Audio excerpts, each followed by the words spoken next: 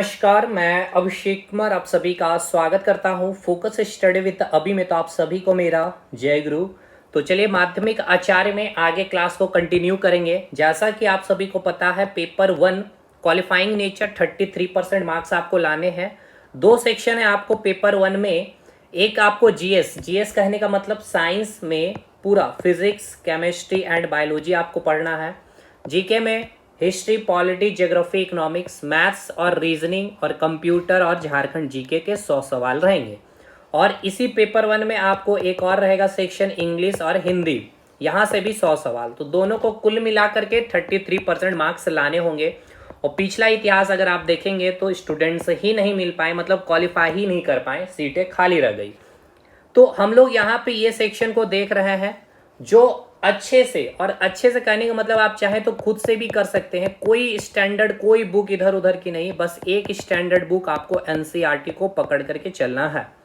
अब एनसीईआरटी में भी आपको पता होना चाहिए कि किस क्लास की एनसीईआरटी पढ़नी है। जैसे कि अगर आप हिस्ट्री की बात कर रहे हैं, देखिए जीके में अगर आप हिस्ट्री को देख रहे हैं तो यहाँ पे आपको कुछ नहीं करना, 12th क्लास का एनसीईआरटी उठा लेना। लेकिन केवल 12th क्लास से ही भी काम नहीं चलेगा, इसको आप थोड़ा कंपटीशन के पॉइंट ऑफ व्यू से, क्या कंपटीशन के पॉइंट ऑफ व्यू से आपको पढ़ना होगा। क्योंकि जब आप 12th का जब एनसीईआरटी पढ़ेंगे तो 1857 के विद्रोह को, उसके बाद उसमें आपको गांधी युग मिलेगा, ठीक है। उसके साथ साथ आपको पूरा संविधान का निर्माण कैसा हो, वो सारी चीजें, तो उसको थोड़ा सा कंपटीशन में जो सवाल बनते हैं ना, उस स्टैंडर्ड में कुछ कुछ पार्ट को आपको अलग से मेहनत करना पड़ेगा। उसी प्रकार आप जब ज्योग्राफी पढ़ेंगे तो बस आप कुछ नहीं करना, 11th और 12th का ज्योग्राफी आपको पढ़ना है। अब ऐसा नहीं कि आपको 6 से 12th पढ़ने की जरूरत पड़ जाए, कोई जरूरी नहीं है 6 से 10th तक। भाई देखिए ये 6 से 10th बहुत बेसिक स्टैंडर्ड की पुस्तक है। मैं ये नहीं कर रहा हूँ ये खराब है भाई, क्योंकि समय भी आपके पास ज़्यादा नहीं है और मेनली निचोड़ आपका यही 11th और 12th की पुस्तक में है। अब रही बात पॉलिटी, तो पॉलिटी के लिए एनसीईआरटी छूने की जरूरत नहीं है, जो मैंने आपको करा दिया है उससे बाहर आपको करने की जरूरत नहीं है। हिस्ट्री में आपको पूरा 12th की एनसीईआरटी अभी मैं आपको कराऊंगा, कंटेंट रेडी है और उसको कंपटीशन के पॉइंट ऑफ व्यू से जोड़ूंगा। पूरा ज्योग्राफी 11th 12th मैंने करा दिया है। अभी उसमें मुझे करवाना एक मानसून जलवायु एक साथ होगा, उसका बाद परिवहन और खनिज समाप्त हो जाएगा, ये आपका ज्योग्राफी, ठीक है। और इकोनॉमिक्स साथ के साथ चल रहा है। फिर इधर आ जाइए साइंस में, तो पूरा फिजिक्स केमिस्ट्री बायोलॉजी आप यहाँ पे 9th और 10th की पुस्तकें पढ़नी है। और थोड़ा सा कुछ कुछ पार्ट बायोलॉजी का आपको 11th 12th का भी, जैसे कि आप अभी जैसे सेल चैप्टर हम लोग कर रहे हैं, तो आपको मैंने दिखाया कि सेल्स में मतलब अब आप अच्छे, क्योंकि भाई आप देखिए शिक्षक बनने जा रहे हैं भाई, तो शिक्षक की स्टैंडर्ड का आपको क्वेश्चन और साफ साफ लिखा गया है, चाहे जीएस जीके मैथ और रीजनिंग जो आपके 10th स्टैंडर्ड में रहेंगे, अर्थमेटिक और एडवांस, बाकी यहाँ पे अच्छे स्टैंडर्ड के क्वेश्चन रहेंगे ग्रेजुएट लेवल पे। कंप्यूटर में सब चीज आपको पढ़ना है, एमएस ऑफिस में सब PowerPoint Excel MS Word हो गया, ये सब चीज आपको देखने होंगे। आपको नेटवर्किंग है, इंटरनेट है, आपका मेमोरी हो जाएगा, कंप्यूटर आर्किटेक्चर जनरेशन वगैरह सब चीज, तो ये सब चीज आपका कंप्लीट है। मैथ कंप्लीट है, रीजनिंग कंप्लीट है, झारखंड जीके कंप्लीट है, ये तो बहुत आसान सा पार्ट है। जीके में बस आपको हिस्ट्री मुझे करवानी और इकोनॉमिक्स जो चल रही है। तो अगर आप करना चाहते हैं तो आप हमारे साथ जुड़ सकते हैं इस पेपर 1 के इस सेक्शन के लिए। ध्यान रखना है इंग्लिश और हिंदी नहीं कराया गया हमारे साथ, हमारे इस चैनल पे, और ना ही हमारे एप्लीकेशन में। तो ये क्लास अगर आपको करनी है इन सारे सब्जेक्ट के लिए तो आप हमारे साथ जुड़ सकते हैं। हमारा एप्लीकेशन का लिंक है फोकस स्टडी विद अभी कमेंट सेक्शन में। तो बिना देर के हुए चलिए स्टार्ट करते हैं। हम लोग बायोलॉजी कर रहे हैं। सेल में आज 2 क्लास और आपको लगेगा, ठीक है, फिनिश हो जाएगी सेल चैप्टर। देखिए सेल में हमने बहुत डिटेल, बहुत जाके सारे हर एक चीज के हर एक एनसीईआरटी के लाइन हमने देखे हैं, जिसमें हमने क्या क्या चीजें खत्म कर ली हैं भाई। देखिए सबसे पहले तो हमने क्या देखा भाई, सबसे पहले हमने सेल के कंसेप्ट को समझा। फिर सेल के जो स्टैटिक पॉइंट रहे, सबसे छोटी सेल, सबसे लॉन्गेस्ट जो सेल होगी कौन सी होगी। फिर सेल के थ्योरी को हमने देखा, सिल्डन साइंटिस्ट आए, स्वान साइंटिस्ट आए, फिर रुडोल्फ विर्चो साहब आए, उन्होंने कंप्लीट मॉडर्न सेल थ्योरी को हमने समझा। फिर सेल ऑर्गन यानी कि सेल की जो अंग है, फिर उसके बाद भी हमने सेल का विभाजन किया एक नंबर के अकॉर्डिंग, यानी कि एक हो गया आपका यूनिसेल्युलर और एक हो गया मल्टीसेल्युलर, यानी कि एक कोशिकीय जीव और बहुकोशिकीय जीव। फिर सेल का विभाजन हमने डेवलपमेंट के आधार क्या, prokaryotic cell, eukaryotic cell. Prokaryotic cell में हमने देखा कि इसमें न्यूक्लियस क्या होते हैं, बहुत अधिक डेवलप्ड नहीं होते या फिर न्यूक्लियस ही एब्सेंट होते हैं। इसमें सेल के ऑर्गेनेल्स यानी कि सेल के अंग एब्सेंट होते हैं। यूकैरियोटिक सेल में न्यूक्लियस डेवलप्ड होते हैं, ट्रू न्यूक्लियस होते हैं, इसमें सारे सेल ऑर्गेनेल्स पाए जाते हैं। इसमें जो राइबोसोम पाया जाता है वो 80s राइबोसोम पाया जाता है। प्रोकैरियोटिक सेल में 70s राइबोसोम पाए जाते हैं। इसमें जो डीएनए होता है वो सर्कुलर यानी कि गोलाकार स्ट्रक्चर में होता है। इसमें जो आपके डीएनए होते हैं वो डबल हेलिक्स स्ट्रक्चर में होते हैं। मैंने ये सारी चीजें देखें। फिर प्रोकैरियोटिक सेल का आपने एग्जांपल देखा, क्या क्या देखा आपने, प्लाज्मोडियम देखा, यूग्लिना देखा, ईस्ट देखा, क्लाइडोमोनास देखा, और जो आपके यूकैरियोटिक सेल में आपने देखा जितने भी प्लांट सेल थे और एनिमल सेल, ठीक है। फिर सेल ऑर्गेनेल हमने देखे भाई। सेल ऑर्गेनेल में सबसे पहले हमने समझा कोशिका भित्ति यानी कि सेल वाल, जो आपको कहाँ मिलता है, प्लांट में, यानी प्लांट की कोशिका में मिलती है। किसने बताया था भाई, सिल्डन साहब ने बताया था। 18 डेट के साथ आपको सब चीज मैंने बताया और याद रखना भी पड़ेगा। फिर जो एनिमल सेल होते हैं उसकी जो 72 जो लेयर होती है, आउटर जो लेयर होती है, उसको हम क्या कहते हैं, सेल मेम्ब्रेन कहते हैं। सेल मेम्ब्रेन कैसे बना हुआ था, फॉस्फोलिपिड के बाई लेयर प्लस प्रोटीन से मिलकर बना हुआ है। उसके हर एक स्ट्रक्चर को दिखाया, उसमें डिफ्यूजन प्रोसेस समझा आपने, उसमें आपने ऑस्मोसिस प्रोसेस देखा, डिफ्यूजन प्रोसेस क्या होता है, ऑस्मोसिस प्रोसेस क्या होता है, ये सब चीजें आपने देखी। सेल वाल को मैंने क्या बताया था, घर की जो बाउंड्री होती है वैसे, और ये आपका सेल मेम्ब्रेन क्या हो गया था, जैसे कि घर के बाहर जो एक गार्ड खड़ा रहता है, ये क्या होता है, सेमी परमिएबल। ये सेमी परमिएबल क्यों होता है, ये सब चीज देखा। फिर उसके अंग आपने देखा एंडोप्लाज्मिक रेटिकुलम। इसमें दो एंडोप्लाज्मिक रेटिकुलम होते हैं, एक होते हैं रफ एंडोप्लाज्मिक रेटिकुलम और एक होता है स्मूथ एंडोप्लाज्मिक रेटिकुलम। चलिए आइए इसको एक बार नोट्स में भी देखते चलेंगे तो ज्यादा अच्छे से आपको चीजें क्लियर हो जाएगी। मैं एक बार फटाफट चीजों को, क्योंकि जितना चीज आपने पढ़ा उन सब चीजों को हम एक बार आपको यहाँ पर रिकॉल करवा देते, ठीक है। देखिए भाई, यहां से चीजें हमने स्टार्ट की थी सेल को। सबसे पहले सेल, जहां से भी इस कोशिका जो आप शब्द के इस्तेमाल करते हैं, इसकी उत्पत्ति लैटिन भाषा से सेल्यूला शब्द से हुई थी। इसकी साइज क्या होती है, अब एक सिंगल सेल है, जब सिंगल सेल आपस में मिला तो क्या बना, टिश्यू बना। टिश्यू भी आपने पूरा पढ़ लिया। टिश्यू जब आपस में मिले तो बहुत सारे अंग का फॉर्मेशन हुआ, जब बहुत सारे अंग आपस में मिले तो ऑर्गन सिस्टम, और बहुत सारे ऑर्गन सिस्टम आपस में मिले तो ह्यूमन जीव। तो ऑर्गन सिस्टम में जैसे डाइजेस्टिव सिस्टम हो गया, रेस्पिरेटरी सिस्टम हो गया, एक्सक्रीटरी सिस्टम हो गया, रिप्रोडक्टिव सिस्टम हो गया। सारे सिस्टम जब मिलेंगे तब जाके एक इंसान या एक जानवर का फॉर्मेशन होता है। यानी कि इस जीव का सबसे स्मॉलेस्ट यूनिट क्या हो गया, सेल हो गया। यही इसकी संरचनात्मक हो गई यूनिट हो गई, और इसकी क्रियात्मक यूनिट, वही सब बातें यहाँ पे सारी चीजें हमने फिर समझा। फिर सेल के सारे मतलब कि सबसे निर्जीव डेड सेल की खोज किसने वो किया, कब किया गया, जो फर्स्ट माइक्रोबायोलॉजिस्ट हो गया, प्रोटोजोआ की खोज, स्पर्म की खोज, बैक्टीरिया की खोज एवी लुवेनहॉक ने किए थे। ये सारी बातें यहाँ से कुछ स्टैटिक पॉइंट रहे जैसे देख सकते हैं। फिर सेल थ्योरी हमने देखा। सबसे पहले सिल्डन जो एक बॉटनिस्ट है, जो प्लांट की कोशिका का अध्ययन किया था 1848 में, जिन्होंने बताया था सेल वाल होते हैं सबसे आउटर लेयर। स्वान ने 1839 में बताया था, जो एक जूलॉजिस्ट है, जो सबसे बाहरी लेयर जो होती है एनिमल की क्या होती है, वो सेल मेम्ब्रेन होती है। और फाइनल रुडोल्फ विर्चो 1855 में आए, जिन्होंने बताया कि नई कोशिका का निर्माण कैसे होता है, कोशिका के विभाजन से, यानी कि सेल डिवीजन से, जिनका एक फेमस स्टेटमेंट है ओमिनस सेलुला ई सेलुला। ये सब एक एनसीईआरटी का क्वेश्चन है आपका, पूछा गया है ये सब चीजें आपका, और इनके ही थ्योरी को मॉडर्न सेल थ्योरी कहा जाता है। फिर देखिए कोशिका का हमने विभाजन क्या, नंबर के आधार पर, यानी कि देखिए यहाँ पे संख्या के आधार पर, यूनिसेल्युलर यानी कि वो या तो यूनि मतलब एक, या तो एक कोशिका से बना होगा या फिर एक प्रकार के ही कोशिका से मिलकर के बने होंगे, ठीक है। जिसका एग्जाम्पल आप देख सकते हैं, अमीबा, पैरामीशियम, यूग्लिना, क्लाइडोमोनास या प्लाज्मोडियम ईस्ट। और मल्टी सेल्युलर यानी कि ये जो इसमें बहुत सारी कोशिकाएं आपस में मिल करके क्या होगी, इसका निर्माण हुआ होगा। तो बहुत सारी कोशिकाओं का अलग अलग काम, तो इसको ही एनसीईआरटी ने क्या लिखा है, श्रम का विभाजन यानी डिवीजन ऑफ लेवल। इसका मतलब आपको समझ में आना चाहिए, मैंने बहुत अच्छे से बताया है। मल्टी सेल्युलर का मतलब क्या हुआ, फिर से एक बार समझिए। मेडअप ऑफ मल्टी सेल यानी एक से अधिक कोशिकाओं, यानी एक कोशिका ये हो गया ब्लू कलर से और एक हो गया रेड, तो इस कोशिका का अलग काम है, इस कोशिका का अलग काम, इसलिए लिखा गया श्रम का विभाजन है। यानी इस कोशिका का काम कोई भी चीज का डाइजेशन करना है, और इस कोशिका का काम क्या है, कुछ हार्मोन का सिक्रेशन करना। तो हर एक कोशिका के अलग अलग काम होती है। फिर हमने कोशिका का विभाजन किया डेवलपमेंट के आधार पर, प्रोकैरियोटिक सेल और यूकैरियोटिक सेल हमने बताया। प्रोकैरियोटिक सेल में क्या हो गया भाई, इसमें न्यूक्लियस एब्सेंट होते हैं, इसमें न्यूक्लियस उपस्थित होते हैं। फिर ये सारे आपने डिफरेंस देखे थे, यहाँ पर डीएनए का स्ट्रक्चर, यहाँ पर डीएनए 70s राइबोसोम वगैरह ये देख करके।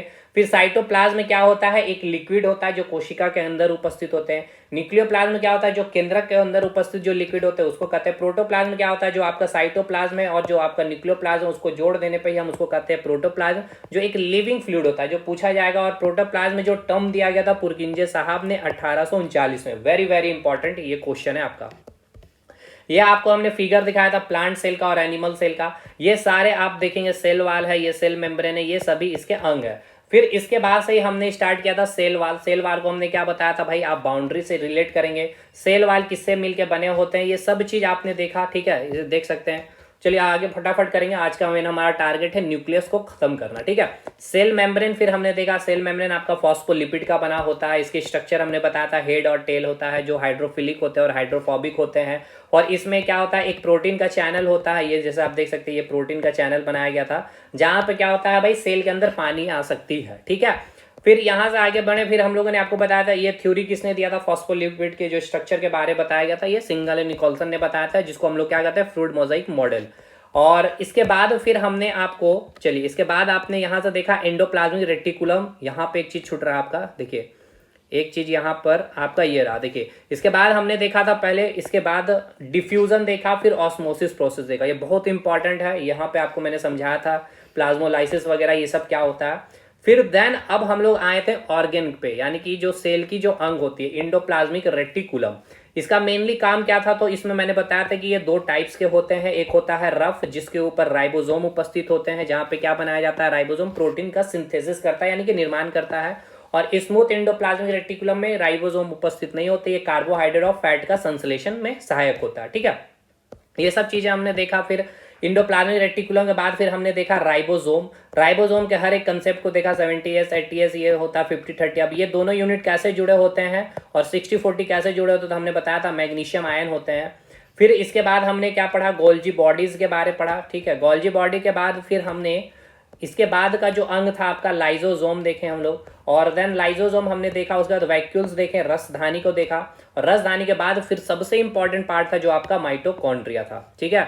माइटोकॉन्ड्रिया, माइटोकॉन्ड्रिया में हमने आपको बहुत डिटेल में जाकर के चीज़ों को समझाया, जैसे कि देख सकते हैं, ठीक है। माइटोकॉन्ड्रिया के बारे में आपको हर एक चीज़ मैंने आपको समझाया, माइटोकॉन्ड्रिया के हर एक स्ट्रक्चर में बताया कि कैसे इसमें एनर्जी का फॉर्मेशन होता है ऑक्सीजोम में। ऑक्सीजोम में फिर मैंने आपको यहाँ पे देखिए बताया था कि इसका बेस जो होता है उसको F0 पार्टिकल, हेड को F1 पार्टिकल, इसमें क्या होते हैं, इंजाइम पाए जाते हैं। अब यहाँ पे कौन सा इंजाइम होता है, इलेक्ट्रॉन ट्रांसफर चेन एंजाइम होते हैं। F1 पार्टिकल में एटीपी सिंथेसिस इंजाइम पाए जाते हैं। अब ये दोनों इंजाइम क्या करते हैं भाई, फॉर्मेशन, किसकी फॉर्मेशन में, एटीपी के निर्माण में। एटीपी यानी क्या, एक एनर्जी, यानी कि जो प्लांट जो कोशिका में जो एनर्जी का फॉर्मेशन होता है किस फॉर्म में, एटीपी के फॉर्मेट में, ठीक है। तो ऑक्सीजोम में क्या होता है, एडीपी के फास्फोलिरीकरण होता है, यानी कि फास्फोलिरीकरण से ही O2 की उपस्थिति में एरोबिक रेस्पिरेशन मैंने बताया था, एटीपी का निर्माण होता है। फिर हमने माइटोकॉन्ड्रिया का ये सारे फंक्शन देखे, ये सारी चीजें, टोटल 38 एटीपी का फॉर्मेशन होता है, जैसे कि आप यहाँ पे अगर देखेंगे तो मैंने दिखाया भी होगा रिएक्शन के साथ, यहाँ पे देखिए, है ना, 30 एटीपी और 8 एटीपी, टोटल कितना एटीपी, 38 एटीपी का फॉर्मेशन हुआ। तो अब आज हम लोग क्या पढ़ेंगे भाई, न्यूक्लियस। तो पहले न्यूक्लियस को आप क्या करें भाई, एक बार फिगर में देख ले, ठीक है। चलिए पहले फिगर में यहाँ पे देखिए, ओरिजिनल फिगर में न्यूक्लियस कहाँ है, देन आगे हम लोग चीज़ों को स्टार्ट करेंगे, अपना फिगर दिखाएंगे और फिर न्यूक्लियस को स्पेसिफाई करके दिखाएंगे। जैसे कि ये आपका प्लांट सेल है, तो इस प्लांट सेल में आपको न्यूक्लियस उपस्थित होता है, और ये आपको मैं दिखाता हूँ, ये रहा देखिए। तो आप यहाँ जब इसको ध्यानपूर्वक देखेंगे तो यहाँ पर आपको मिलेगा, ये रहा न्यूक्लियस, ठीक है। यानी ये जो आप देख पा रहे हैं ये हो गया आपका न्यूक्लियस, और इसके अंदर एक और गोलाकार स्ट्रक्चर है जिसको आप क्या कहेंगे, न्यूक्लियोलस। उसी प्रकार एनिमल में भी आप देखेंगे तो आपको मिलेगा, ये दिखाया गया न्यूक्लियस, यानी ये क्या आपका न्यूक्लियस है, और इसके अंदर गोलाकार जो स्ट्रक्चर है उसको हम क्या बोलते हैं, न्यूक्लियोलस। देख लिया आपने स्ट्रक्चर। चलिए भाई अब आइए आगे। तो मतलब बहुत डिटेलिंग हम लोग चीज़ों को खत्म किए हैं, इसलिए आप बिल्कुल बिंदास रहिएगा कि एक सवाल कहीं से कुछ भी छूटने वाला होगा।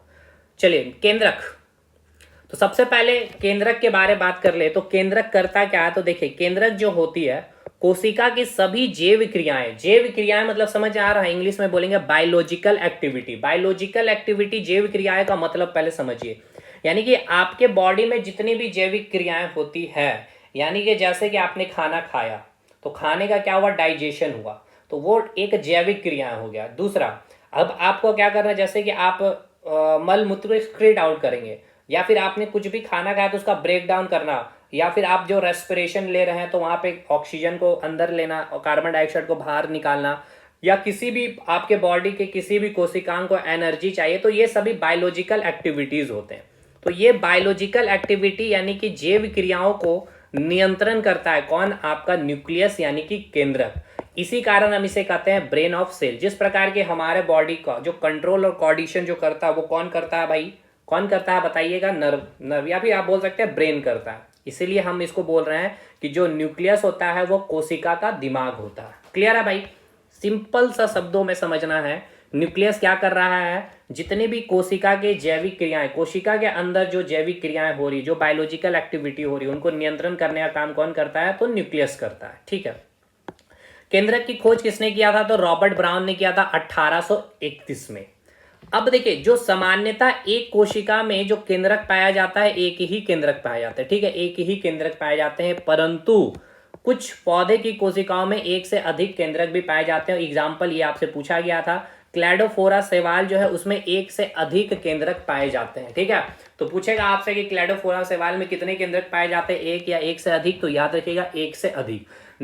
जनरली कितने पाए जाते हैं एक कोशिका में केंद्रक, तो एक ही, लेकिन जरूरी नहीं है एक ही पाए जाएंगे, एक से अधिक भी पाया जा सकता है। चलिए आगे पढ़े अब हम लोग। अब देखिए, एक शब्द है आपका सीनोसाइट्स, जिसको बोलते हैं, इस किसको बोलते हैं सीनोसाइट्स, ये सब क्वेश्चन पूछा गया, एनसीईआरटी का सारा लाइन है। ऐसे जीव, अभी आपको 9th 10th के एनसीईआरटी में नहीं मिलेगा, जब आप 11th 12th के एनसीईआरटी को खोलेंगे तो मिल जाएगा वहां पे। देखिए, ऐसे जीव जिनकी कोशिकाओं में एक से अधिक केंद्रक पाए जाते हैं, जैसे कि क्लैडिफोला जो आपने देखा, ठीक है ना, क्लैडोफोरा शैवाल के बारे में जो देखा, तो आप इसको क्या कहेंगे, सीनोसाइट्स, क्योंकि इसके अंदर एक से अधिक क्या है, न्यूक्लियस उपस्थित है। ठीक है, तो उसको आप क्या कहेंगे, सीनोसाइट्स कहेंगे।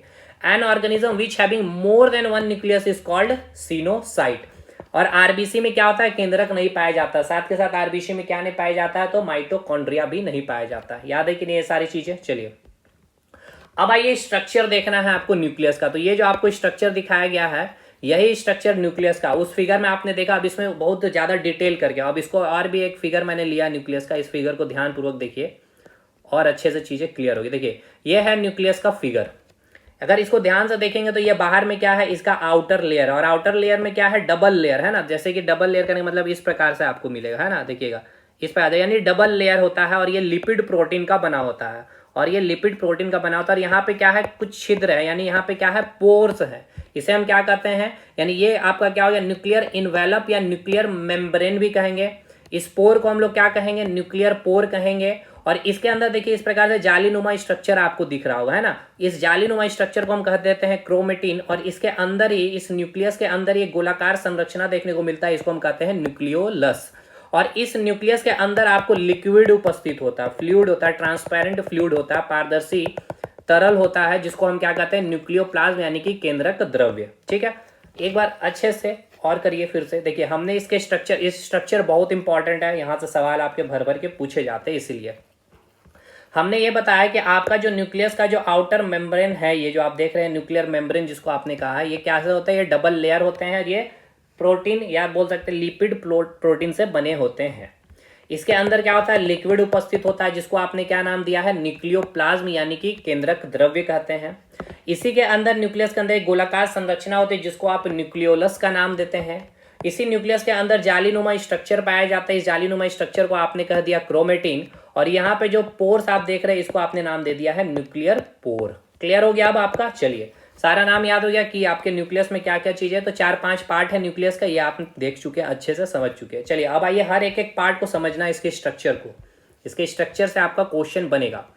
जैसे कि यहाँ पे देखिए, सबसे पहला जो है आपका न्यूक्लियस मेम्ब्रेन यानी कि केंद्रक झिल्ली। तो यहाँ पे आप देखिएगा न्यूक्लियस मेम्ब्रेन केंद्रक झिल्ली है, यानी कि ये जो आपका बाहर का जो लेयर है, जो डबल लेयर होता है, उसको ही क्या कहते हैं हम लोग, न्यूक्लियर मेम्ब्रेन। ठीक है, तो देखिए यहाँ लिखा गया, the nucleus has a double layer covering called nucleus membrane, यानी प्रत्येक केंद्रक जो होते हैं 2 झिल्लियों के आवरण से बना होता है। ये कोई दिक्कत है इसमें, कोई दिक्कत नहीं है सर। चलिए, इसके बाद है केंद्रक छिद्र यानी कि न्यूक्लियर पोर। तो ये आपको समझ में आ रहा होगा, ये मैंने आपको दिखाया भी था न्यूक्लियर पोर के बारे में, ये रहा आपका न्यूक्लियर पोर। ठीक है, ये हो गया न्यूक्लियर पोर, ये भी हो गया न्यूक्लियर पोर, ये हो गया न्यूक्लियर पोर, ये भी हो गया न्यूक्लियर पोर। ठीक है, तो अब इसका मेनली काम क्या है, तो समझिए, देखिए यहाँ क्या लिखा गया है, न्यूक्लियर मेम्ब्रेन में छोटे छोटे क्या होते हैं, छिद्र पाए जाते हैं, जिसको क्या कहते हैं, केंद्रक छिद्र कहते हैं। अब ये केंद्रक छिद्र क्यों होते हैं, अब इसको समझिए। जैसे कि आपको पता है, देखिए ये कोई एक सेल है, सेल के अंदर क्या प्रेजेंट होता है भाई, फ्लूइड प्रेजेंट होता है, जिसको हम क्या कहते हैं भाई, साइटोप्लाज्म यानी कि कोशिका द्रव्य कहते हैं। ये सब हमने करा रखा है। और ये आपका हो गया न्यूक्लियस, और इसके न्यूक्लियस के अंदर क्या प्रेजेंट है भाई, लिक्विड है, जिसको हम क्या बोलते हैं, केंद्रक द्रव्य। और यहाँ पे क्या छिद्र है, तो इस छिद्र से देखिए, इसके अंदर जो भी कोई पदार्थ है वो बाहर जाता है साइटोप्लाज्म में। ठीक है, यहाँ से अब क्या बाहर जाता है वो आगे हम लोग देखेंगे। तो छिद्र का काम क्या हो गया भाई, समझ में आ गया। तो देखिए वही बात लिखा गया, इन छिद्रों के द्वारा केंद्रक के भीतरी जितने भी पदार्थ हैं उसको कोशिका द्रव्य के विभिन्न पदार्थों से आदान प्रदान करते हैं। These pores allow the transfer of material from inside the nucleus to its outside, that is to the cytoplasm. यानी कि इसके अंदर जितने भी मटेरियल पदार्थ उपस्थित हैं वो इसी छिद्र के द्वारा ये बाहर जाएंगे, कहाँ पे, इस साइटोप्लाज्म में। यानी ये जो लिक्विड वाला क्षेत्र देख रहे हैं जिसको हम क्या कहते हैं, साइटोप्लाज्म। अब ये सब साइटोप्लाज्म ये सब हमने बहुत अच्छे से पढ़ रखा है भाई, 4 क्लास हमने सेल के ऊपर ही ले लिए 4 घंटे की, तो ये सब आपको पता आना चाहिए, ऑलरेडी हम लोग कर चुके हैं, ठीक है। इसके बाद तीसरा जो स्ट्रक्चर है इसका न्यूक्लियोप्लाज्म। न्यूक्लियोप्लाज्म क्या होता है, केंद्रक के अंदर जो फ्लूइड उपस्थित होते हैं, केंद्रक के अंदर एक पारदर्शी तरल पदार्थ भरा होता है जिसे हम क्या कहते हैं, केंद्रक द्रव्य कहते हैं। There is a transparent fluid filled inside the nucleus which is called nucleoplasm. यानी कि यहाँ अगर आप देखेंगे इस फिगर को तो ये हो गया आपका न्यूक्लियोप्लाज्म। यानी इस न्यूक्लियोप्लाज्म का मतलब क्या है कि इस केंद्रक के अंदर जो आप लिक्विड देख रहे हैं ना, एक फ्लूइड है, उसी को आप क्या नाम देते हैं, न्यूक्लियोप्लाज्म कहते हैं। और इसी न्यूक्लियोप्लाज्म के अंदर क्या क्या प्रेजेंट होता है, डीएनए होता है, आरएनए होता है, क्रोमेटिन उपस्थित होते हैं और राइबोसोम भी होते हैं। आरएनए तो राइबोसोम होगा ही, ठीक। तो चलिए वही बात यहाँ लिखा गया कि केंद्रक द्रव्य में यानी कि न्यूक्लियोप्लाज्म में RNA, DNA, protein, enzyme, lipid, वसा, खनिज, लवण, मिनरल आदि ये सभी पाए जाते हैं। कहाँ, केंद्रक के द्रव्य में। यानी केंद्रक है ये आपका, जैसे कि देखिए ये केंद्रक है, केंद्रक के अंदर भाई लिक्विड है जिसको हम बोल रहे हैं क्या, केंद्रक द्रव्य। यहीं पे उपस्थित है डीएनए, आरएनए, आपका प्रोटीन, एंजाइम, लिपिड, मिनरल्स, ये सभी यहाँ उपस्थित होते हैं। इसके अंदर एक वैक्यूल्स मिलेगा और अंदर थ्रेड लाइक स्ट्रक्चर है जिसको हम क्रोमेटिन कह रहे हैं, ठीक।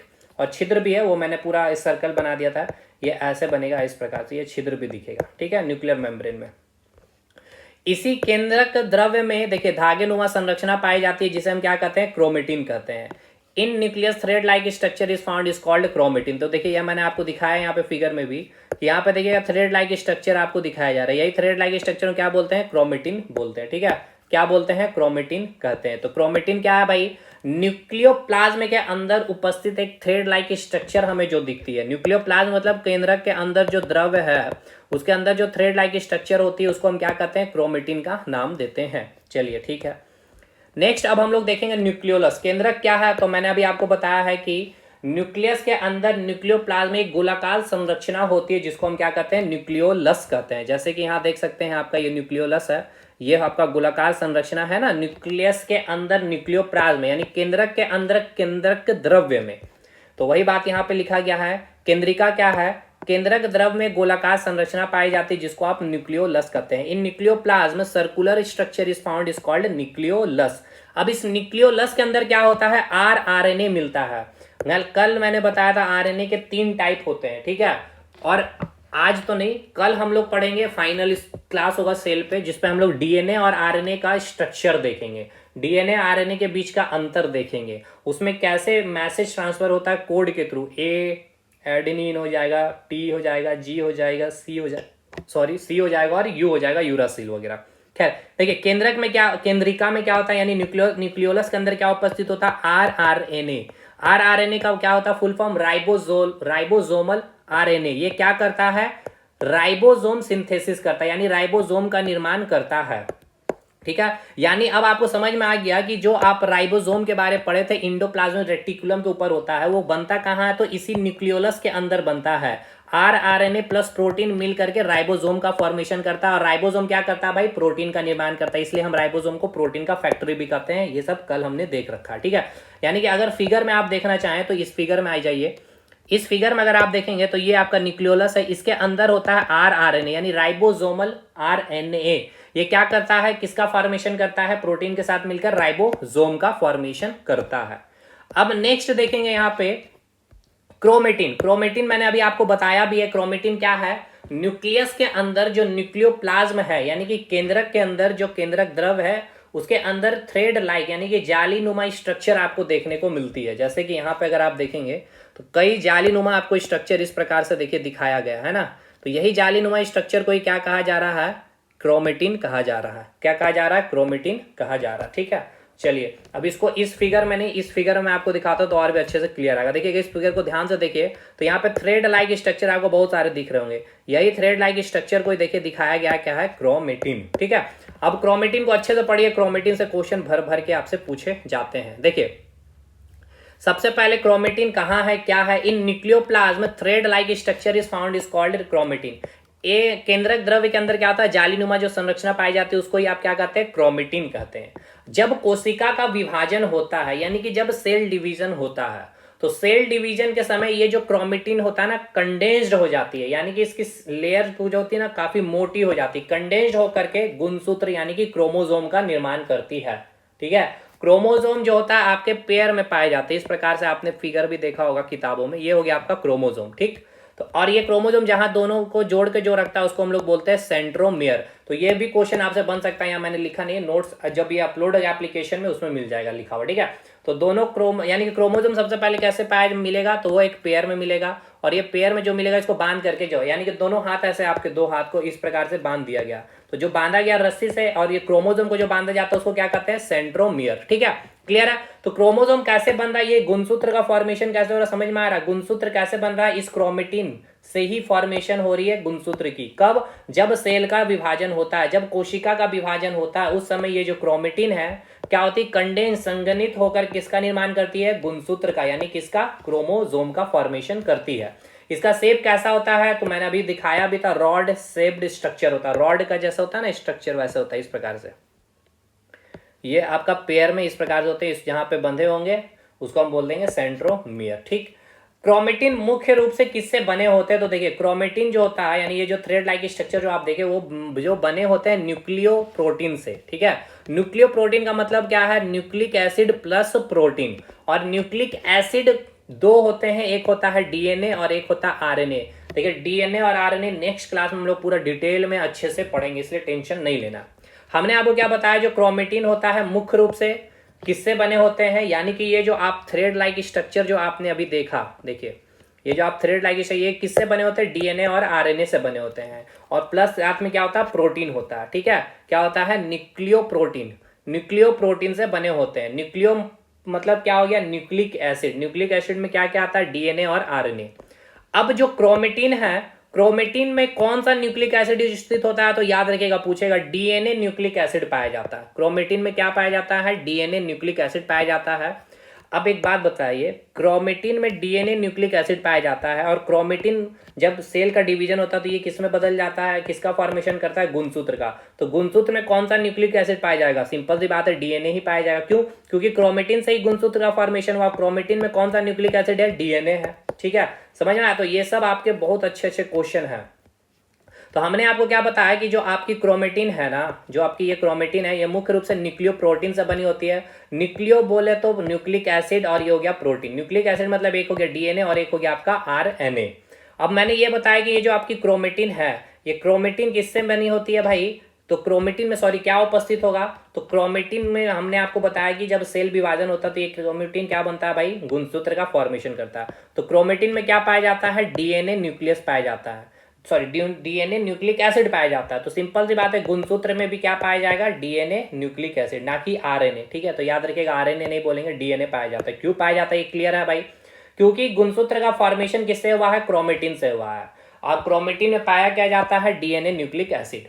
नेक्स्ट आगे देखिए, अब यहाँ हो गया मतलब क्रोमोसोम जो होता है डीएनए न्यूक्लिक एसिड प्रोटीन का बना होता है, यानी कि गुणसूत्र जो होता है किससे बना होता है, डीएनए न्यूक्लिक एसिड प्रोटीन का बना होता है। Chromosome are composed of DNA and protein. ठीक है, क्रोमोसोम आर कंपोज्ड ऑफ, यानी क्रोमोसोम किससे बना होता है, डीएनए प्लस प्रोटीन। याद रखिएगा कभी भी आरएनए टिक नहीं करना है। ये डीएनए क्यों हुआ समझ में आ रहा ना, क्यों हुआ, क्योंकि क्रोमोसोम का फॉर्मेशन कैसे हुआ, क्रोमेटिन के, जब सेल का विभाजन हुआ तो क्रोमेटिन से क्या कंडेंस होकर क्या बनाया, क्रोमोसोम। और ये क्रोमेटिन में क्या पाया जाता है, कौन सा न्यूक्लिक एसिड, तो डीएनए। तो भाई इसके अंदर डीएनए है तो इससे जो गुणसूत्र बनेगा उसमें भी क्या होगा, डीएनए ही होगा ना, प्लस प्रोटीन होगा। ठीक है, तो आरएनए, ये जो न्यूक्लिक एसिड आप जो देख रहे हैं, ये आरएनए न्यूक्लिक एसिड किसमें पाया जाता है, तो देखिए जो आपका आरएनए न्यूक्लिक एसिड जो होता है वो केंद्रक में, यानी कि न्यूक्लियस में और साइटोप्लाज्म में पाया जाता है। केंद्रक में, यानी कि ये जो आप देख रहे हैं ना ये केंद्रक, इसके अंदर मैंने अभी बताया भी था, इसके अंदर डीएनए आरएनए पाया जाता है, क्रोमोसोम होते हैं, उसके बाद एंजाइम होते हैं, फैट होते हैं, मिनरल्स होते हैं। तो इसके अंदर आपका आरएनए पाया जाता है, और साथ के साथ कहाँ पाया जाता है, साइटोप्लाज्म में पाया जाता है। साइटोप्लाज्म समझ आ रहा है ना, कोशिका के अंदर जो फ्लूइड उपस्थित होता है उसको बोलते हैं साइटोप्लाज्म। तो आरएनए का न्यूक्लियस जो होता है किसमें पाया जाता है, केंद्रक या फिर साइटोप्लाज्म में पाया जाता है। क्रोमोसोम जो होता है कंटेनिंग, अब क्रोमोसोम क्या होता है, chromosome containing information of inheritance of feature from parents to next generation in the form of DNA molecule. और डीएनए में जो मेन जो अनुवांशिकता या फिर कहें भाई जो जेनेटिक्स जो होता है, जो एक माता पिता से जो बच्चे में जाता है, वो जो लेके जाने वाला कौन होता है, फंक्शनल सेगमेंट जो डीएनए का कौन होता है, उसको हम क्या कहते हैं, जीन कहते हैं। तो वही चीज यहाँ लिखी गई है कि गुणसूत्र जो होता है अनुवांशिक लक्षणों की वाहक होती है तथा जीवन के लक्षणों को एक पीढ़ी से अगले पीढ़ी में ले जाते हैं। डीएनए पर जीन्स पाए जाते हैं, यही जीन अनुवांशिक लक्षणों के वाहक हैं। तो पूछे जाएगा भाई जेनेटिक्स जो देखिए क्या हो गया यहाँ पे, समझिए जो आपका डीएनए है, ठीक है, क्रोमोसोम में क्या होगा, आपका डीएनए उपस्थित होगा। इस डीएनए में क्या उपस्थित होता है, जीन। और ये डीएनए मतलब क्या है, जो माता पिता का जो भी अनुवांशिक लक्षण होता है उसको लेके जाता कौन है, ये जीएनए के थ्रू पहुंच जाता है, जीएनए मॉलिक्यूल के थ्रू उस बच्चे में आता है। क्लियर है। तो भाई अब एक बात बताइए, ये सब डीएनए या फिर ये जीन या ये क्रोमोसोम ये कहाँ उपस्थित है, तो केंद्रक के अंदर उपस्थित है। इसीलिए देखिएगा, इसीलिए हम लोग क्या कहते हैं, इसीलिए हम लोग कहते हैं न्यूक्लियस को अनुवांशिक का केंद्र यानी कि सर्कल ऑफ जेनेटिक, यानी न्यूक्लियस के अंदर ही ये सारे जेनेटिक पदार्थ उपस्थित है, डीएनए, जीन या क्रोमोसोम। और न्यूक्लियस के अंदर डीएनए और आरएनए या क्रोमोसोम पाया जाता है, इसलिए न्यूक्लियस को हम लोग अनुवांशिक का केंद्र कहा जाता है। नहीं समझे तो देखिए, जैसे कि इस फिगर को देखिएगा तो ये फिगर किसका दिखाया गया, न्यूक्लियस का दिखाया गया। इस न्यूक्लियस के अंदर क्या है भाई, आरएनए भी है न्यूक्लियस केंद्रक द्रव में। और इसके अंदर क्या है भाई, आपका हमने बताया था ये क्रोमेटिन जो थ्रेड लाइक स्ट्रक्चर है। अब ये थ्रेड लाइक स्ट्रक्चर जो है ये भाई क्या किसका फॉर्मेशन करता है, क्रोमोसोम का। क्रोमोसोम में क्या है भाई, डीएनए है, और डीएनए में क्या होता है, जीन। यही जीन है ना, कहाँ पे लेके जाता है भाई, बच्चे में। तो ये जीन कहाँ, इस केंद्रक के अंदर है। डीएनए कहाँ, इस केंद्रक के अंदर है। क्रोमोसोम कहाँ, इस केंद्रक के अंदर है ना, न्यूक्लियस के अंदर ही है। तो जो जेनेटिक्स जो पदार्थ है वो सब कहाँ है, तो न्यूक्लियस के अंदर है। यानी कि एक अड्डा है जेनेटिक्स पदार्थ का, किसके अंदर, न्यूक्लियस के अंदर। इसलिए हम लोग कहते हैं जेनेटिक का जो सेंटर है, ठीक है, सेंटर ऑफ जेनेटिक जो है वो कौन होता है, आपका न्यूक्लियस होता है। और अनुवांशिक जो एक मतलब माता पिता से जो आपके बच्चे में जा रहा होता है वो क्या जाता है, मेनली जीन जाता है। जीन किसके ऊपर होता है, डीएनए के ऊपर होता है। और डीएनए कैसे बना भाई, आपको अभी मैंने बताया था। अब डीएनए का हम लोग स्ट्रक्चर देखेंगे तो जो क्रोमोसोम था, क्रोमोसोम में उपस्थित होता है डीएनए न्यूक्लिक एसिड। क्रोमोसोम कैसे बना, जब कोशिका का विभाजन होता है तो क्रोमेटिन क्या होता है भाई, थ्रेड जो उसकी स्ट्रक्चर होती है वो मोटी लेयर में, यानी कि वो कंडेंस होकर क्रोमोसोम का फॉर्मेशन कर देती है। ठीक, अब न्यूक्लियस का फंक्शन क्या क्या, तो देखिए कोशिका के अंदर जितने भी जैविक क्रियाएं हैं, ये मैंने स्टार्टिंग लाइन में ही बताया था, सारे बायोलॉजिकल एक्टिविटी को कंट्रोल करती है। कोशिका में जो भी अनुवांशिक पदार्थ पाया जाता है, सॉरी केंद्रक में जो भी अनुवांशिक पदार्थ पाया जाता है या जीव के लक्षणों के वंशागति के लिए उत्तरदायी है। यानी कि जो माता पिता के लक्षण आप जो बच्चे में भी देखते हैं, उसके पीछे जो आपका मेन रिस्पॉन्सिबल जो आपका ऑर्गेनेल है सेल का, वो कौन होता है, न्यूक्लियस। क्योंकि न्यूक्लियस के अंदर ही क्या है भाई, डीएनए, आरएनए, क्रोमोसोम है, और उसी डीएनए में आपका जीन उपस्थित होता है। वही जीन लेकर के जाता है उन सारे क्या जेनेटिक्स को अपने बच्चे तक, ठीक है, उसके बच्चे को। तो वही बात यहाँ पे लिख दी गई है इंग्लिश में भी। नेक्स्ट, या जो होता है कोशिका विभाजन के लिए भी, यानी कि जो कोशिका विभाजन होता है उसके लिए भी आपका यही न्यूक्लियस क्या होता है भाई, जिम्मेवार होते हैं। जिससे कोशिकाओं की संख्या 1 से 2 कोशिका, 2 से 4 कोशिका, 4 से 8, इस प्रकार से। और जीव के शरीर में वृद्धि भी होती है। जैसे जैसे कोशिका का विभाजन होगा तो वो ऑर्गेनिज्म में भी क्या मिलेगा, आपको डेवलपमेंट देखने को मिलेगा। It is responsible for cell division which leads to increase in the number of cell and the body of the organism. ये न्यूक्लियस का पार्ट होता है, यहाँ तक चीजें। लेकिन देखिए न्यूक्लियस के बाद अब हम लोग नेक्स्ट क्लास में क्या देखेंगे, डीएनए और आरएनए को पूरा डिटेल करेंगे, ठीक है। तो यहाँ तक तो हम लोगों ने देख लिया न्यूक्लियस तक। नेक्स्ट अब हम लोग देखेंगे डीएनए और आरएनए। डीएनए और आरएनए के बीच का अंतर भी देखेंगे, उसके हर एक स्ट्रक्चर देखेंगे, कैसे कोडिंग के थ्रू कहाँ हाइड्रोजन बॉन्ड होता है, वो सारा नाइट्रोजनियस बेस क्या क्या होते हैं। तो वो सब चीज़ देख करके सेल चैप्टर आपका फिनिश हो जाएगा और एप्लीकेशन में आपका अपलोडेड भी हो जाएगा। बाकी जो हमारे साथ जुड़ना चाहते हैं एप्लीकेशन इंस्टॉल कर लीजिएगा। मेनली देखिए अब माध्यमिक आचार्य की तैयारी कर रहे हैं भाई, शिक्षक बनने जा रहे हैं, शिक्षक स्टैंडर्ड का आपको नॉलेज होना चाहिए। तो बेस्ट है आपके लिए एनसीईआरटी सोर्स है। और लेकिन एनसीईआरटी में बहुत सारी चीज़ें नहीं है जो आपको करना पड़ेगा, तो खुद से कर सकते, खुद से करिए। लेकिन पेपर 1 के लिए एकदम चीज़ें तैयार है। बस जीके में आपका हिस्ट्री और इकोनॉमिक्स मुझे कराना है, साइंस में फिजिक्स, केमिस्ट्री, बायोलॉजी कंप्लीट है, मैथ्स कंप्लीट है, computer, reasoning, Jharkhand GK complete है। जीके में पॉलिटी, ज्योग्राफी कंप्लीट है, ज्योग्राफी में 1-2 टॉपिक बचा हो वो करा देंगे, हिस्ट्री और इकोनॉमिक्स बस साथ में अभी चलते चलेगा। तो चलिए मिलते हैं नेक्स्ट वीडियो में, तब तक के लिए धन्यवाद।